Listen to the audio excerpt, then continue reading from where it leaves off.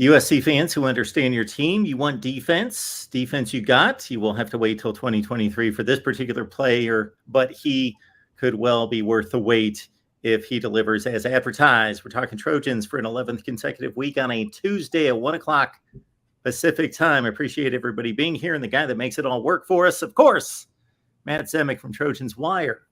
Matt, how you doing today? Doing well, and hey, Lincoln Riley's bringing in 4 stars instead of 3 stars. But of course, there are other parts of the Tackett Curtis recruitment that are obviously really big news for USC fans. From what I understand, Tackett Curtis was looking at most specifically down to the wire, Ohio State and Wisconsin, and I guess he wanted to attach himself to a more long-standing Big Ten school, maybe. So he chose USC. Well, this is the thing, right? That if we're talking about 2023, 2024 recruits, they're going to play most of their years in the Big Ten. So, this is reasonably a Big Ten recruitment. So USC beat out fellow Big Ten schools, Ohio State and Wisconsin. I mean, that's not a joke. That's real. Tackett Curtis is going to spend most of his career as a Big Ten athlete, not a Pac-12 athlete. So, this is a Big Ten recruiting battle. I mean, it's true. It's not false. It's true. This is the new world. And so, but to be serious for a moment, to be able to beat out Ohio State after getting Big Ten membership for an elite player such as this, a top 100 linebacker, one of the top 5 or 6 players in the state of Louisiana, that's a big deal. And you're doing this nationally. This is truly a national score. It's neutral ground in terms of USC versus Ohio State going into Louisiana. You're battling on neutral turf, being able to win a battle. That is exactly what USC needed. It's exactly what the fan base wanted after, getting these 3 stars to build depth. And of course, nothing against that. You need to build depth. This year's roster doesn't have as much depth as it really needs. So building those 3-star depth pieces is great. But yeah, got to bring in the 4 stars, got to bring in the 5 stars. And yes, you got to beat out Ohio State for, you're not going to win necessarily most battles, but you need to win your share. And so Lincoln Riley gets one on the board against Ryan Day and Ohio State. So that's a real pick-me-up for USC at this point in not just the recruiting cycle, but in terms of everything that's going on in the larger college sports world. I'm intrigued by the location dynamics of this entire situation. USC winning a recruiting war against Ohio State. Okay, that's not too out of the norm. Wisconsin's involved. They're typically not involved with this level of player. Run a tremendous program, but it's a developmental program. And the players from Louisiana. And he's a top 100 player, so it's not a matter of a Big Ten team going south and having to, not that Ohio State does this, but much of the Big Ten has to go to the south and pluck some of the 2nd, 3rd tier guys. But as you mentioned, we're talking about the 89th rated player in the country, regardless of position, top 5 linebacker in the country, top 5 to 6 player in the state of Louisiana. It's just kind of strange, the national dynamic of this, and no SEC teams apparently being involved down to the wire. Yeah, that's really fascinating that you get the geographical mix of top candidates and none of them were from the SEC. That's certainly a plot twist. But, for historical perspective, and I'm, just full disclosure, I'm not a recruiting guru in any way, shape, or form. I don't follow that part of the college football industry too closely, but I certainly am aware that Pete Carroll won his share of recruiting battles in Louisiana. Joe McKnight, I think, is one of them that comes to mind most prominently. And it's that national identity and recruiting that USC is going to need to lean on more than ever before in order to build a national championship caliber program. We've discussed this in previous weeks that California, is not producing elite talent on the same scale that it used to because more parents are steering their sons to other sports in light of what we've seen from CTE. And interestingly enough, just for USC fans, we had this week or this past weekend, Bill Plaschke, the well-known columnist for the Los Angeles Times, wrote a very powerful and painful piece. I mean, a really good piece, but it was a very sad story mixed with some notes of hope and perhaps optimism about Charles White. And it's about his fall into drug addiction and a downward spiral. USC employed him after his playing days were over, and it didn't work out. And he made a lot of bad decisions. But we're learning it wasn't really Charles White's character; it was CTE. That's what he's been suffering from. And so the piece documented the struggles, also his family's journey toward discovering that, hey, this wasn't Charles White, just acting out being an idiot. This was the ravages of CTE. This is a commonplace story. We've seen it with plenty of other football players at once their playing days are over. And so, with Charles White, the Bill Plaschke included a note about his family and, reaching out, if his family wants to get more stories, more feedback, more input. But, that's kind of a backgrounder to all of this that's going on in terms of, the profile of the program and the other things that are part of the USC story right now. So, that's kind of a piece of context in all of this.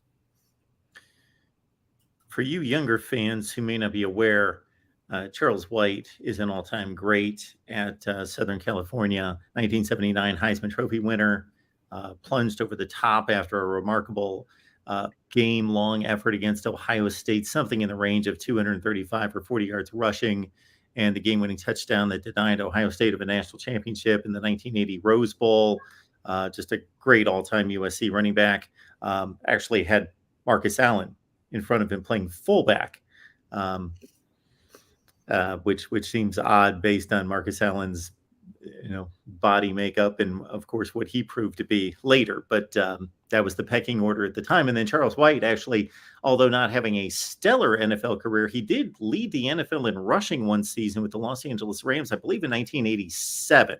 That's correct. That was part of Plaschke's story.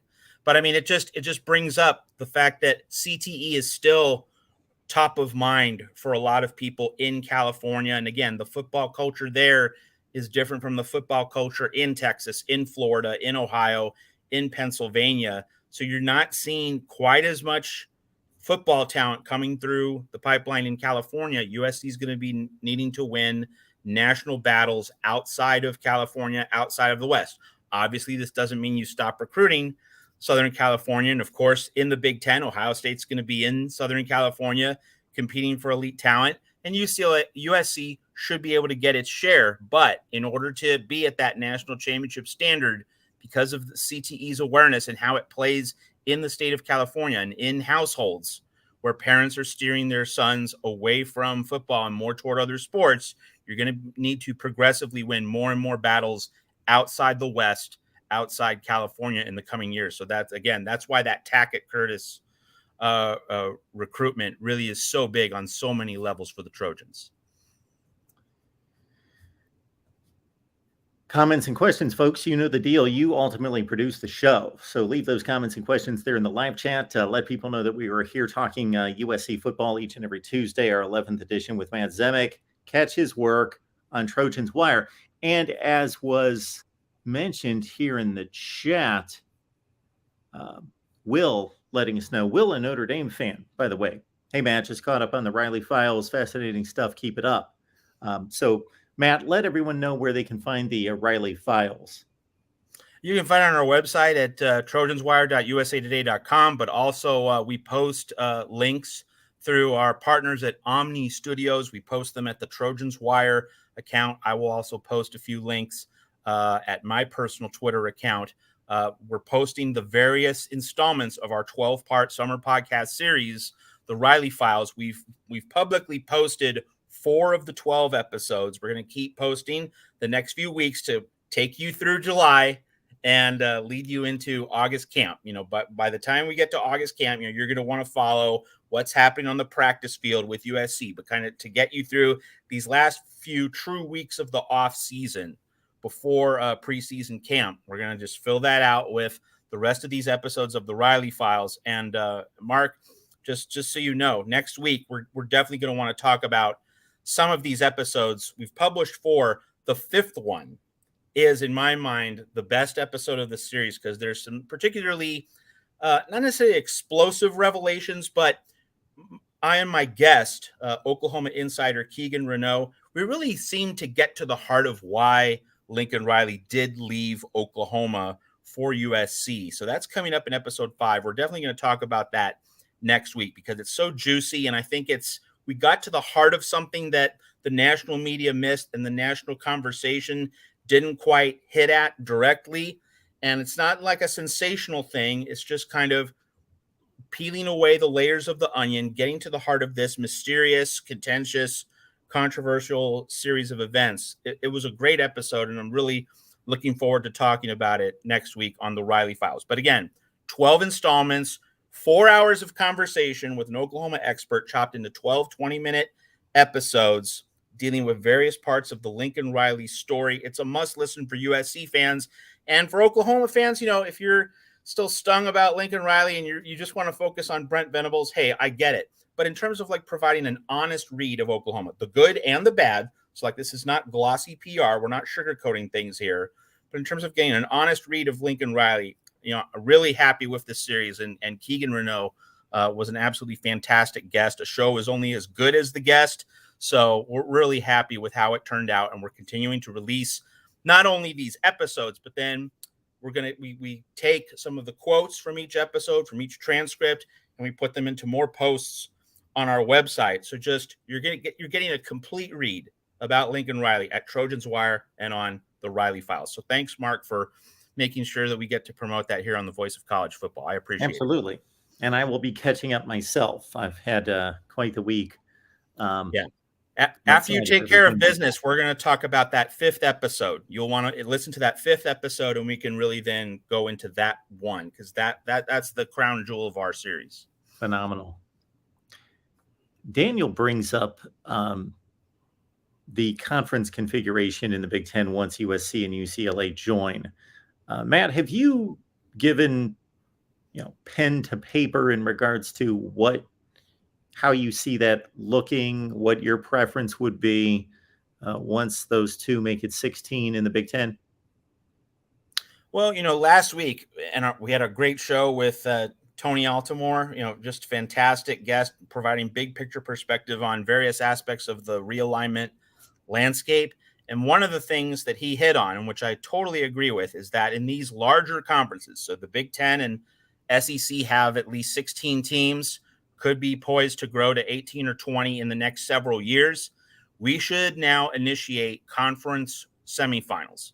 I don't know about quarterfinals, but at least for now, we should have conference semifinal games and then a conference championship game. Because with these larger conferences, of course, you're not going to be able to get all the marquee teams to play each other. And of course, as the people in the SEC know well, because Alabama and Georgia very rarely play in the regular season because you want to save them for the SEC championship game. It makes total sense. That's how you increase your college football playoff odds, by having an unbeaten Alabama against an unbeaten Georgia, or maybe one of those teams has only one loss.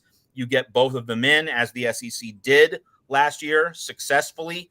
So, because you're not going to have your elite teams playing every year, and of course you're going to have a geographical segmentation in your conference based on the national map, having a conference semifinal day, two marquee matchups with your top 4 teams is just such a natural and organic way to have your elite big name schools playing every year, but not within the original regular season schedule. It would happen through a semifinal structure. It just makes so much sense. I mean, Fox being able to carry a USC Michigan Big Ten semifinal and then an Ohio State Wisconsin Big Ten semifinal. I mean, look, Fox Sports just going to rake in the George Washingtons and the Andrew Jacksons, all the dead presidents with a lineup like that. Now, of course, that means that you're not going to have your normal 9-game conference schedule. It means you'd slice it down to 7.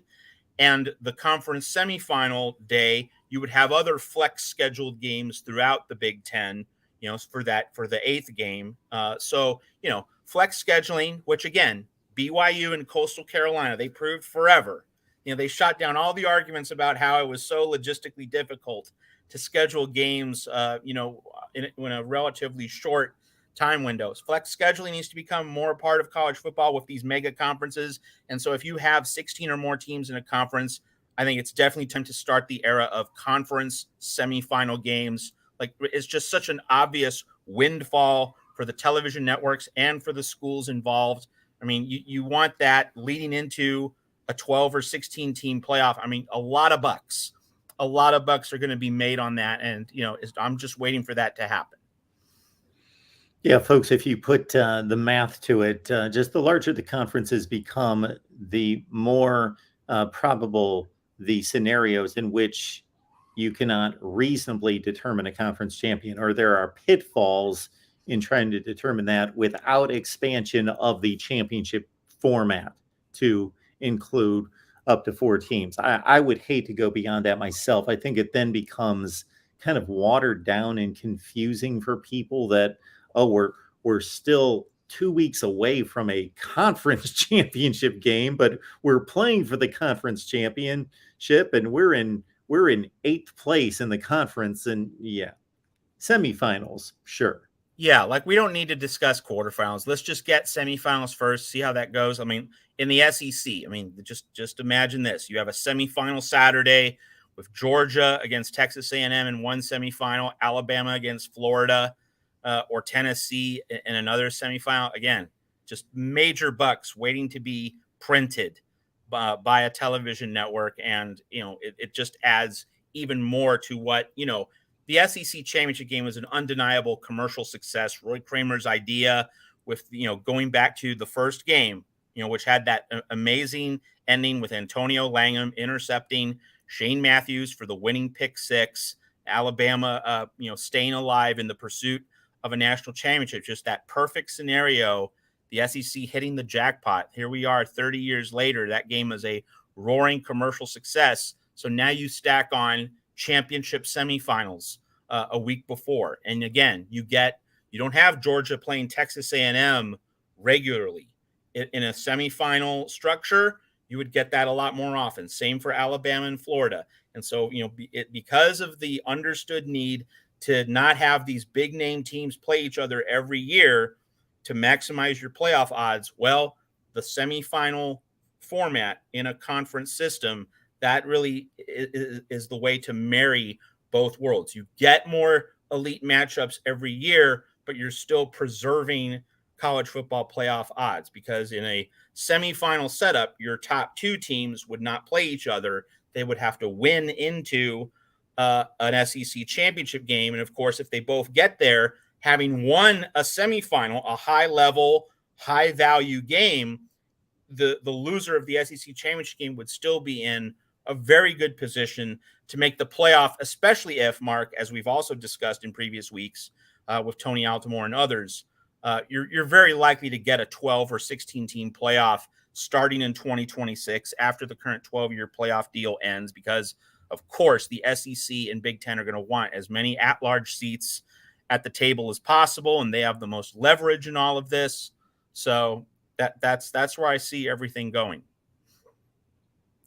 While everyone's focused on the championship process of this, and that's the importance of it, I tend to, as kind of the contrarian, think about everybody else in the league and the type of games that they're going to be playing.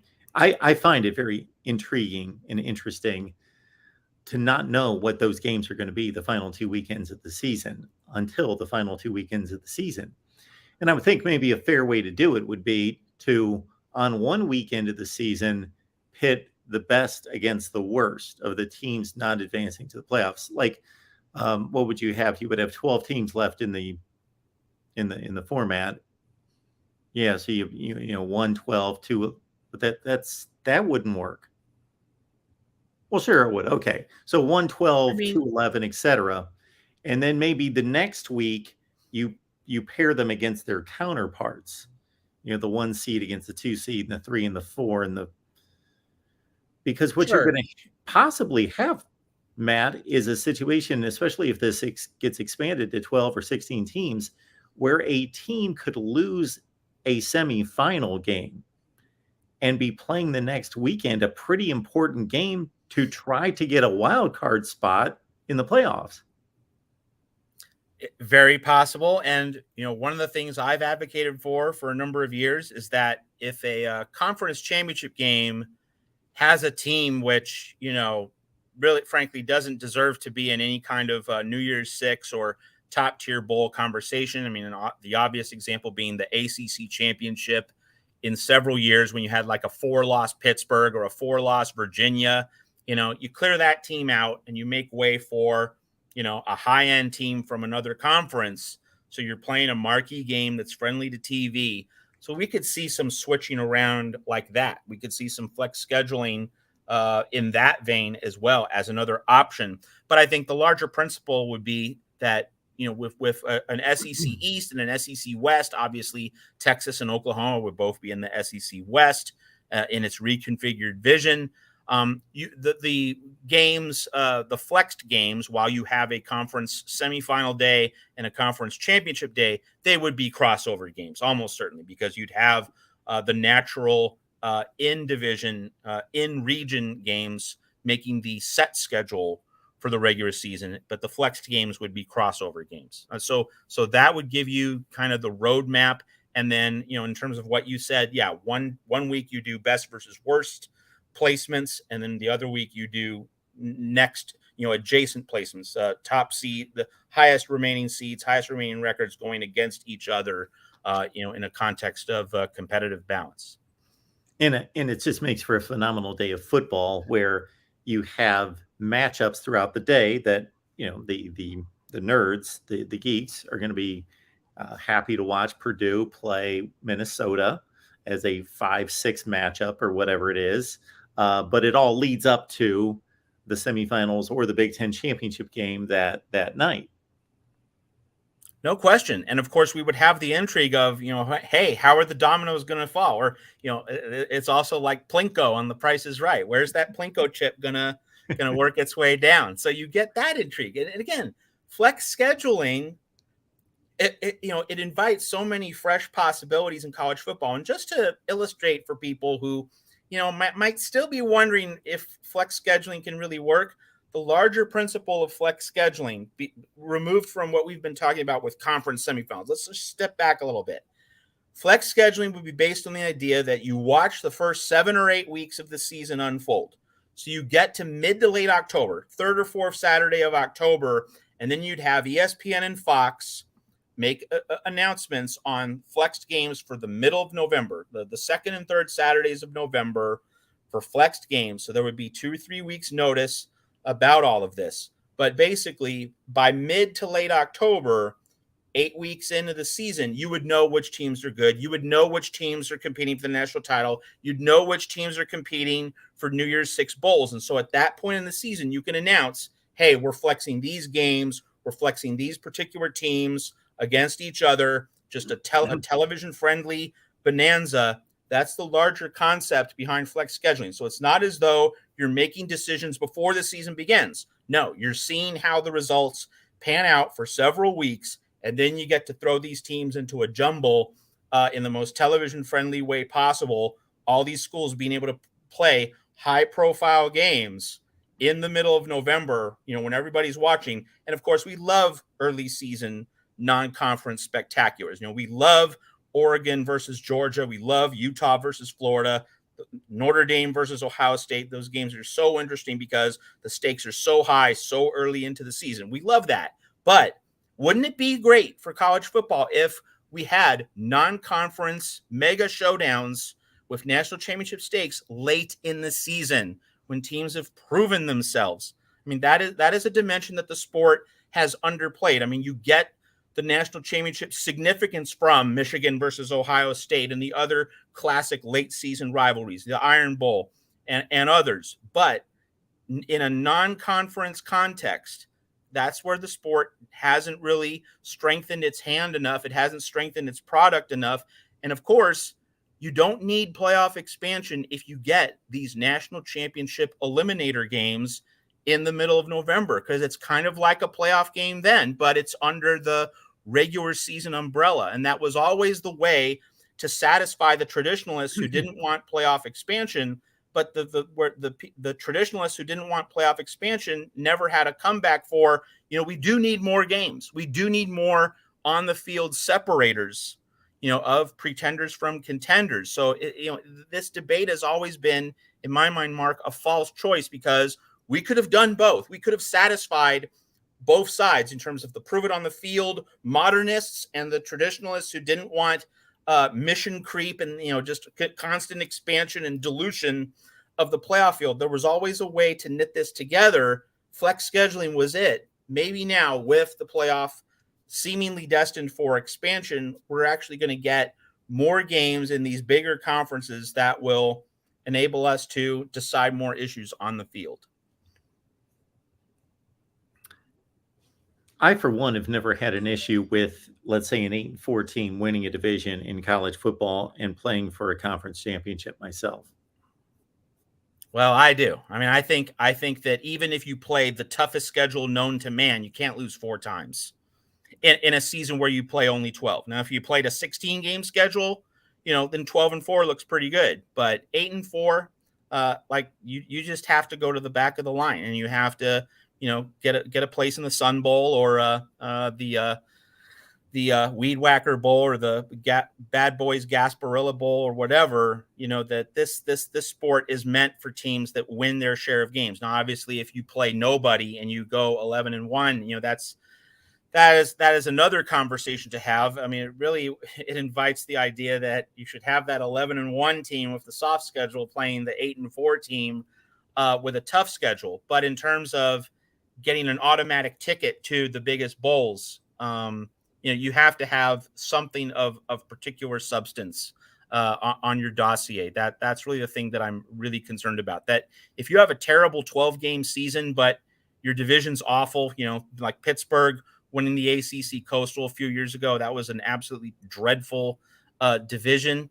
That the idea that Pittsburgh gets that ticket to a showcase game, that doesn't sit right. That I'd much rather see a 10-win team from a smaller conference that, actually has a few good wins on its resume. Like, that's the team that should play Clemson in Charlotte. And you don't call it the ACC championship game under that kind of circumstance.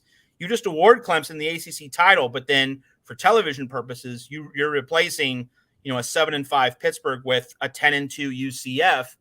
You get, if not necessarily a better product, you get an interesting product, because you're not going to see Clemson UCF nearly as often as you're going to see Clemson versus Pittsburgh. So that points to the idea that college football has ways to freshen up its product and make it constantly new and reinvent itself, but in ways that appeal to a basic sense of fairness. So, like, you're not tearing down meritocracy to reward television. You're actually trying to elevate meritocracy to reward television. And so, even though that might not be traditional and therefore a sore spot, if it's merit based, I think that most Americans would agree with that and would want to see more of that.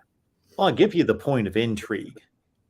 I'll give you that one. But if we have conferences and we have divisions, then we need to think through the process of teams winning divisions and conferences and having that pathway and what that means. But in the particular case that you bring up, Clemson and Pitt, that Pitt team was 7-5 playing in the ACC championship game. Well, they were 6-2 in conference play, and they lost 3 non-conference games. They lost 3 non-conference games. I forget who they had. They probably had Penn State, and I think they did play UCF that year. So they were playing at 7-5 for the ACC championship game. Now, they would not have entered the playoff, of course. They would have gone to the Orange Bowl as the ACC representative. I don't have an issue with that, because they won their division and they're playing Clemson and have to go out there and execute for 60 minutes and pull off a win against one of the best teams in the country. And of course, they didn't come anywhere close to doing that. And they, went off to the Sun Bowl to play Stanford as a 7-6 team. There's been no one in college football that's lost 4 games since Florida State in 2005. That's been 17 years ago, that has advanced to a major bowl game because they won a conference with 4 losses. Nobody's won a conference with more than 3 losses. Even the Wisconsin team in the early 2012 when Ohio State was ineligible. Well, okay. Are we putting an asterisk on that one? Yeah, we had 2 teams on probation. Oh, okay, that's fair to asterisk that and put it in an entirely separate category. Absolutely, sure. that Wisconsin team that finished 8-6. Sure, absolutely. Well, I would make the point that if you have Clemson play a non-ACC team in Charlotte, if the other team or the second best team in the ACC has at least 4 losses or more, what you could do is you could have Pittsburgh play another mystery team, but a prominent team, a team that achieved well. Let's say a good example would be UTSA from last year. UTSA went 11-1 in the regular season. Let's have the Pitt play UTSA like that. Like that is an interesting game and a proving ground. Something that obviously UTSA would be a lot more excited about that game than Pitt would be, but it would certainly be a proving ground game for Pitt. And I like to see more of those kinds of games in early December. And if you're asking, okay, would you like Clemson versus Pitt and UTSA playing in the Conference USA Championship game, or would you want UTSA gets crowned CUSA champion because it was the best team in the regular season? It's like we don't need to have a CUSA championship game.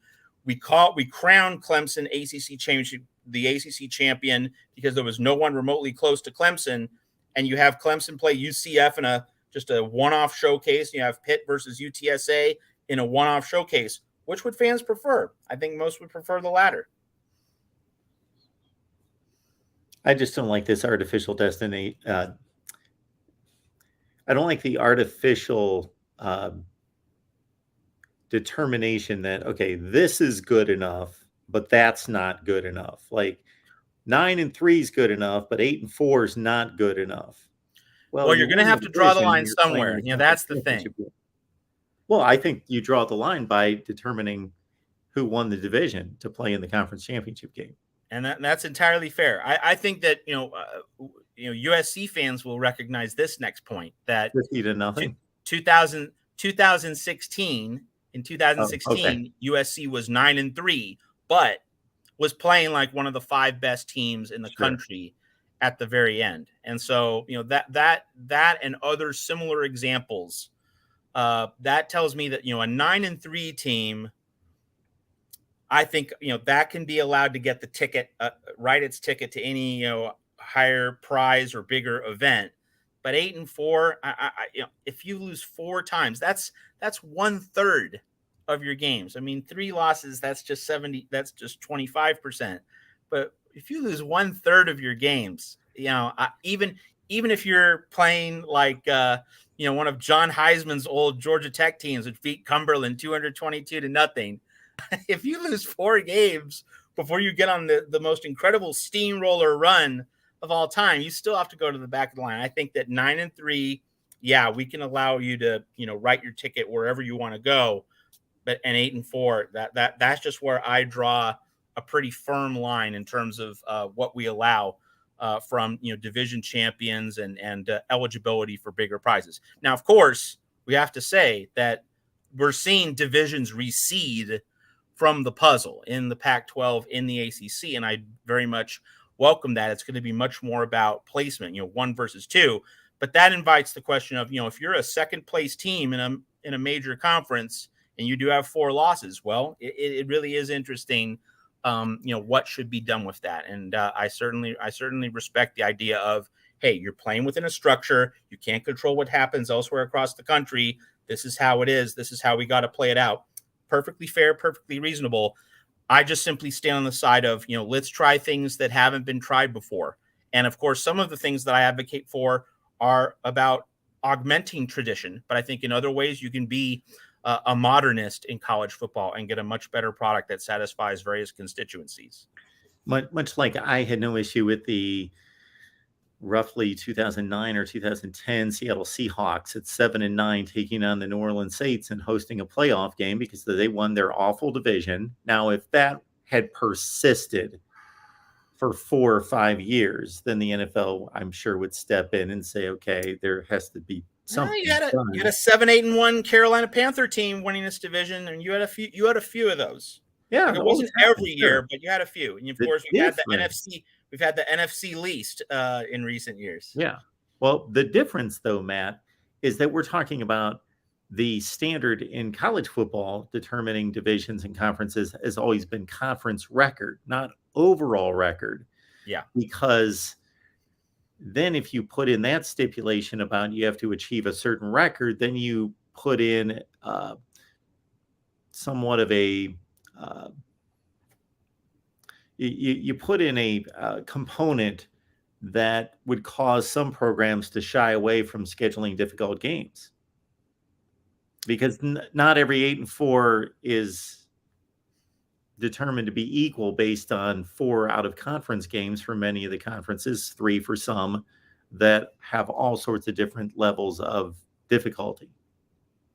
That's fair. And of course, so schools would make the choice between how do we maximize our odds of playing for the conference championship versus what are our odds for making a BCS New Year's Six Bowl premium game, competing for the national title. They would have to weigh those particular considerations. So I would say, just in terms of evaluating your point on the merits, and there's plenty of merit there, a school like Virginia, would schedule cushy, soft non-conference games. But Florida State, a program that has national aspirations, wanting to achieve at the highest level, I don't think Florida State would try to schedule the easy route. The Seminoles would try to have a proving ground game or two in their non-conference slate. Of course, Florida is already there for them, but Florida State might take even one more tough non-conference game to try to get to the playoffs. So in some ways, I think you're definitely right. That kind of mid-tier teams without a full football identity, they would try to take the easy lane. But football schools with legitimate national aspirations, they would continue to schedule aspirationally, I think. Good conversation as always with Matt Zemek. Join him on Trojans Wire as we talk USC football here every Tuesday at 1 Pacific time. And of course, hit the like button, and also share these videos out on social media. Get some folks in here as we give you a full week's heads up on the next week to grab your friends, family members, whomever loves college football to join us for the discussion. See, I thought you were going to go the route of what year was it that UCLA advanced to the Pac-12 championship game after losing to USC 50-0? So that was 2012. Yeah. Yeah. Because USC could not advance. That's to right. The championship That's game. right. Yeah. Yeah. Not a good look for the conference when you have a team competing for the conference championship game that just lost 50-0. Yeah. 2011. I need to correct myself. Which was the first year of the Pac-12 championship. The first one, UCLA lost at Oregon. I was thinking UCLA Stanford, but no, that was 2011. UCLA going to Eugene and losing to Oregon. Okay. That was a bad UCLA team that got in just because USC was ineligible. There was a Georgia Tech team that received, and I believe this happened as well for that UCLA team, that received a pass from the NCAA to be able to compete in the conference championship game, risking having a losing record and being ineligible for postseason play. And didn't the NCAA change in terms of like granting bowl waivers to teams that were in those positions? Yes. Didn't that happen? Yeah.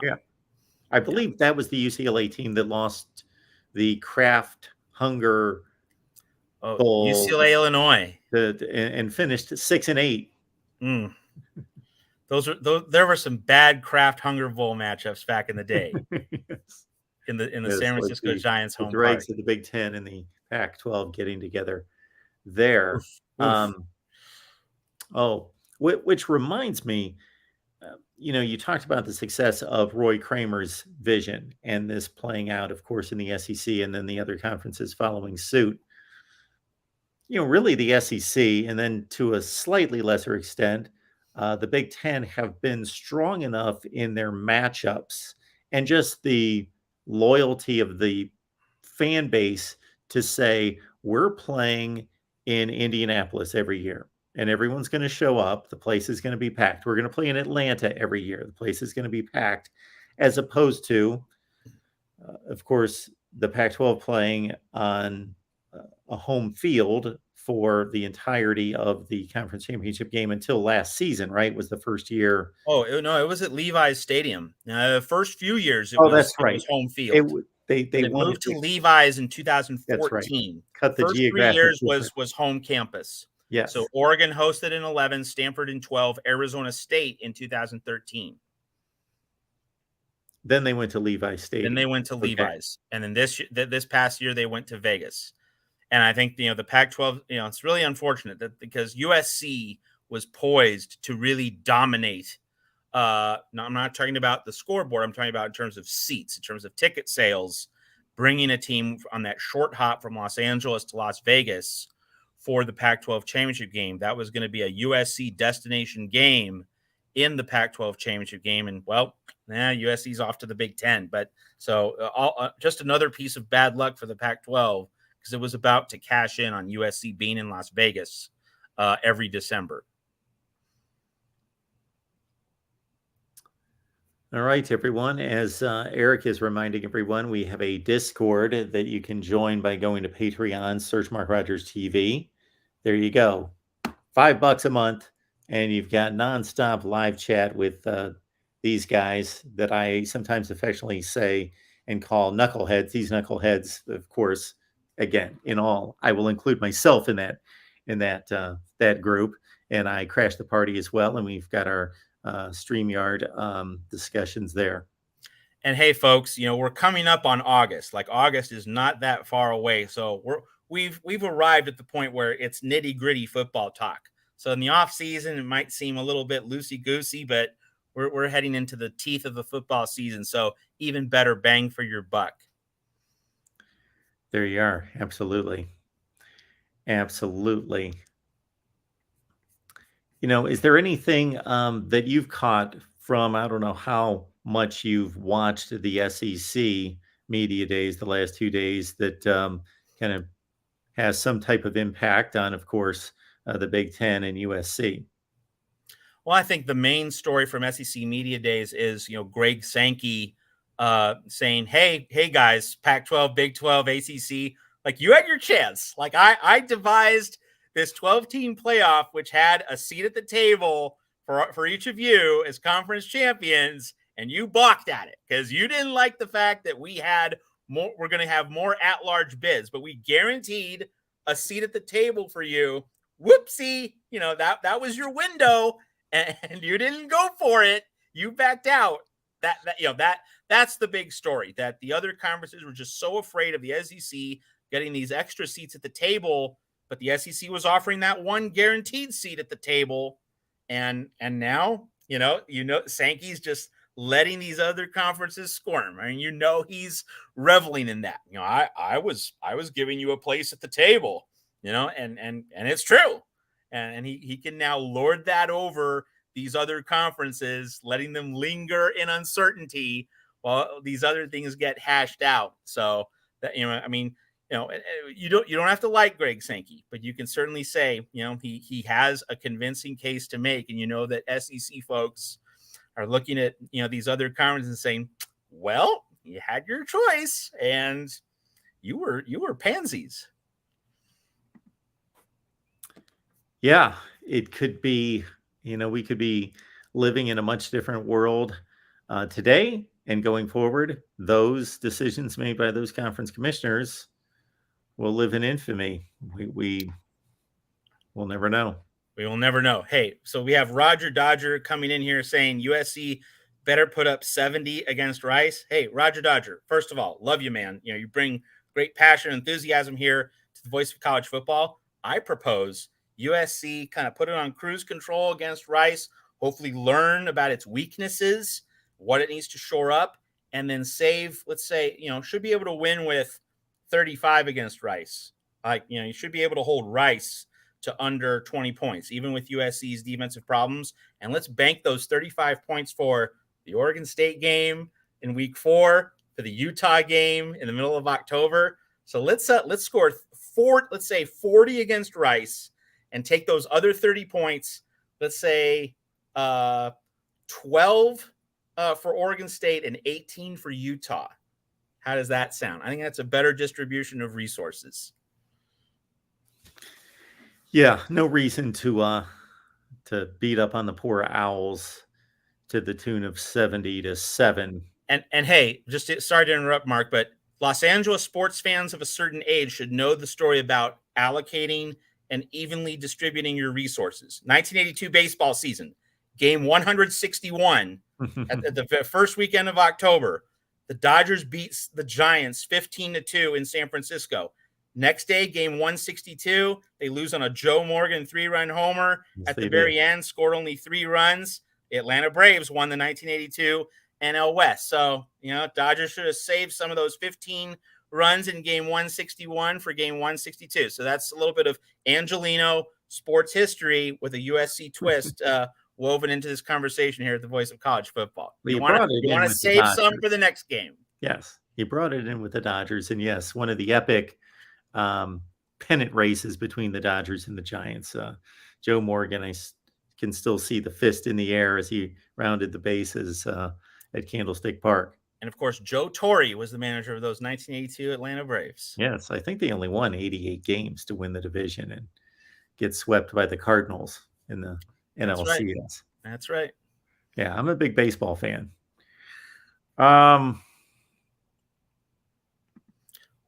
things of note from realignment, I think the most interesting part out here in the West is that we've seen a real attitudinal shift, Mark, in terms of San Diego State. Now, this is not saying that San Diego State is guaranteed to the Pac-12, done deal, sealed, it's going to happen. No, but a lot of the industry insiders over the past few weeks, they've come around to the idea, and we should point out that your guest, Tony Altimore, last week on the Voice of College Football was very much making this point that San Diego State is definitely first in line if the Pac-12 expands because it has that Southern California presence, the Southern California market in terms of, the alumni bases throughout the Pac-12, throughout the West. Los Angeles is a magnet city where people from everywhere live, congregate, network.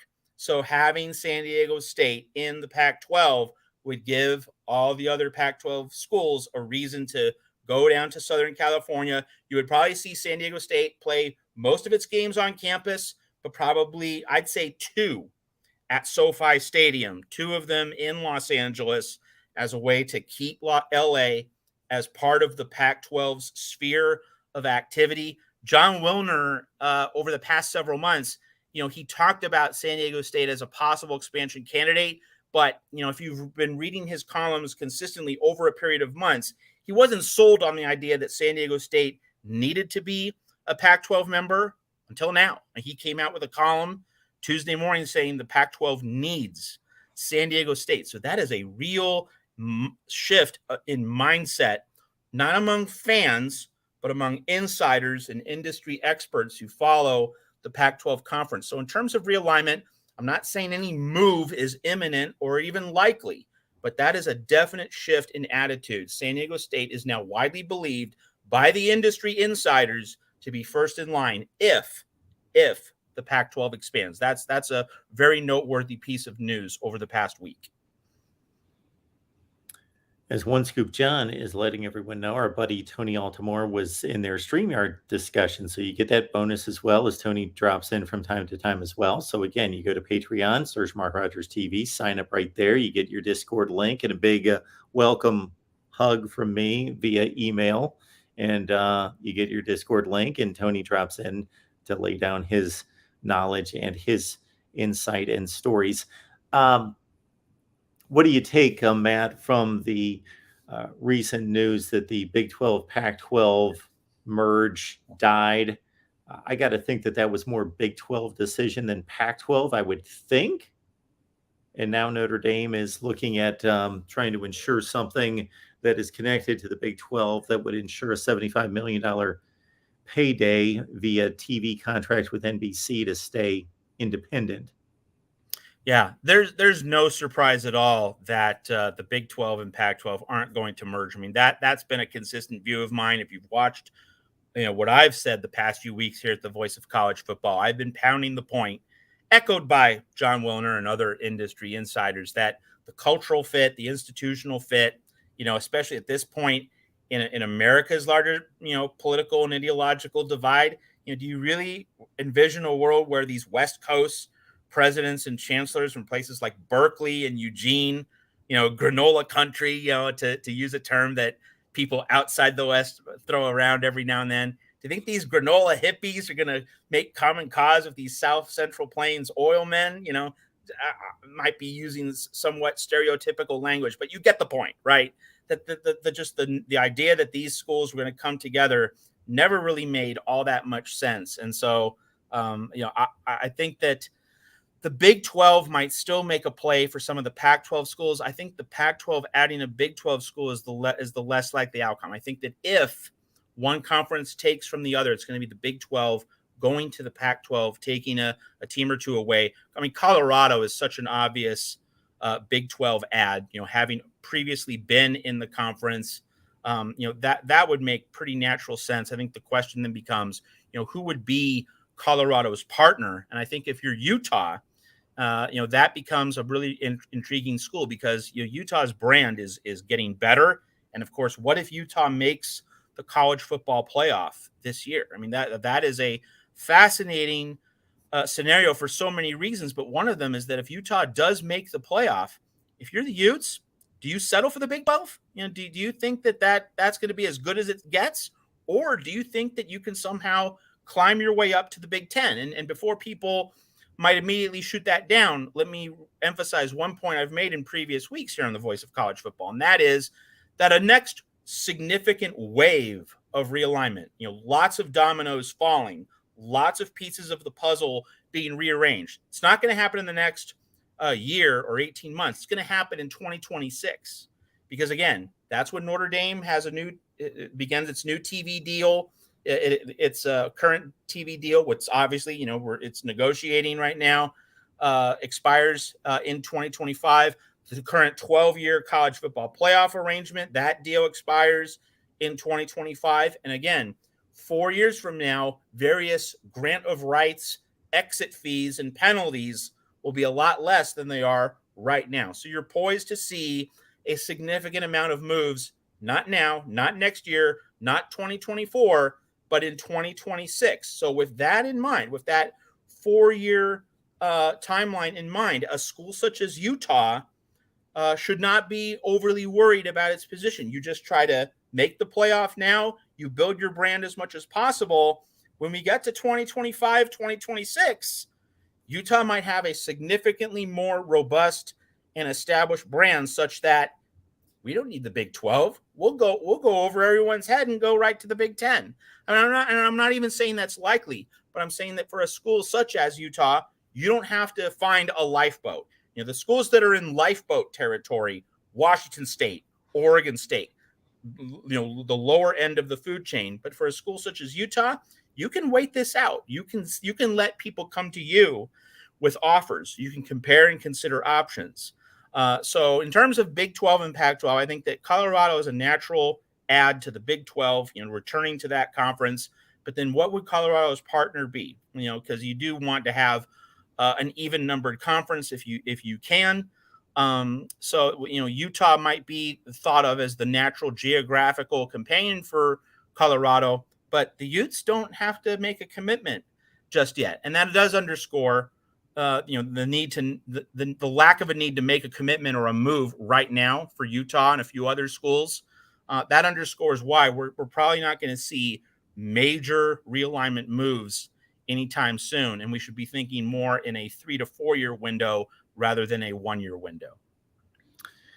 Maybe we'll close on this topic.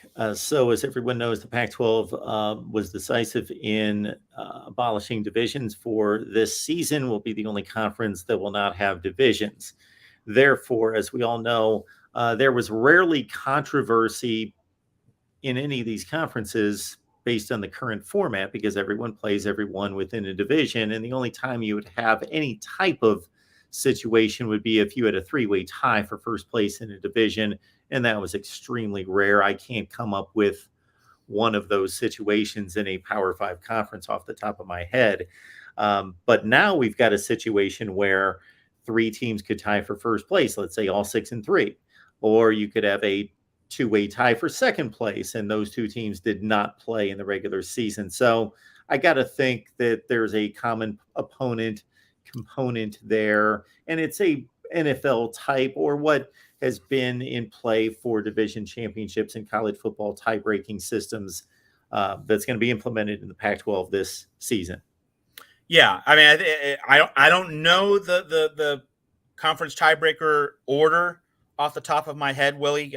Posing this question, and it's a good one. But it's either going to be in terms of the main tiebreaker. If USC, Oregon, Utah all, USC and Oregon don't play, so you're going to have tiebreakers from a USC Utah game, and Utah plays Oregon, so you'll have tiebreakers there. But common opponents is going to be one, and then the other thing is, it's going to be the highest placed team in the conference. Did you beat that team? And then you're going to go down the list, third, fourth, fifth, sixth. So either common opponents or highest placed team that you beat.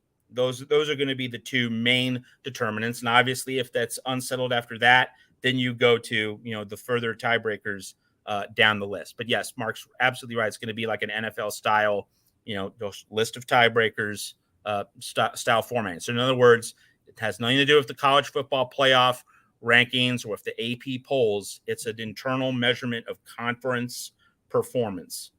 That's what's going to decide it. And Eric, just to clarify, yes, there are no divisions in the Big 12. What I meant was, out of the conferences that officially qualify for division play, once the Big 12 was reduced to 10 teams, they were not automatically allowed to split into divisions. All right, this is our USC show, everyone. We're here every Tuesday. We've done this 11 consecutive weeks. We hope to go strong for another zillion consecutive weeks with Matt Zemek from Trojans Wire. Catch his work again over on Trojans Wire. And in the meantime, get geared up for next Tuesday's show. Of course, for those of you who joined us late, you can watch the rest of the video once it posts within seconds to the channel right here at the Voice of College Football. So we appreciate you being here. Matt, is there anything that you would like to plug there at Trojans Wire? Yeah, hey, listen to the Riley Files. It's worth your time. It's a big venture, 4 hours of conversation, 12, 20-minute episodes. Keegan Renault's a great guest. You really get the inside read. And, not in a, he's a messiah, he's God, he can't do anything wrong, but also not like, he's a traitor, he has no soul, he's ruining college football. No, you're just getting an honest, detailed look at his tenure at Oklahoma. So it's a great series. I feel really good about how it turned out. And again, next week, Mark, we're going to discuss that fifth episode, because it just has so much great detail on why Lincoln Riley actually did leave Oklahoma for USC. Already looking forward to talking about that with you next week here on the Voice of College Football. And again, everyone, since I could not accompany Matt's pitch with a banner, I built one last week, couldn't find it, but Riley Files, you can go to Trojans Wire and pick it up right there. Follow Matt on Twitter as well. You just put an @ in front of his name, Matt Zemek, and you can follow him right on Twitter as well and get the episodes there as well.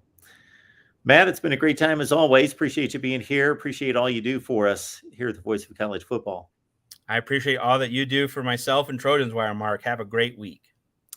We've got Iowa discussion coming up here in a half hour on the Iowa channel with Corey Bradis. So please join us then, 5:30 Eastern, 4:30 Central. See you then.